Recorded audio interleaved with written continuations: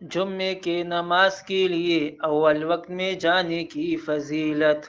حدیث مبارک میں آتا ہے، عن ابی ہریرہ رضی اللہ تعالی عنہ قال قال النبي صلى الله عليه وسلم إذا كان يوم الجمعة وقفت الملائكة على باب المسجد يكتبون الأول فالأول، ومثل المهجر كمثل الذي يهدي بدنة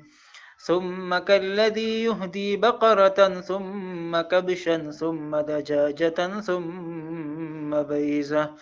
فإذا خرج الإمام طووا صحفهم ويستمعون الذكر، أو كما قال عليه الصلاة والسلام۔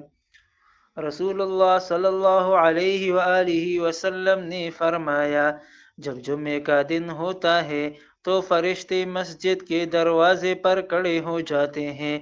اور شروع میں آنے والوں کے نام یکے بعد دیگرے لکھتے ہیں، اور اول وقت دوپہر میں آنے والی کی مثال اس شخص کی سی ہے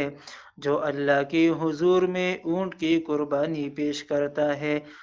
پھر اس کے بعد دوم نمبر پر آنے والی کی مثال اس شخص کی سی ہے جو گائے پیش کرتا ہے۔ پھر اس کے بعد آنے والی کی مثال مینڈا پیش کرنے والی کی،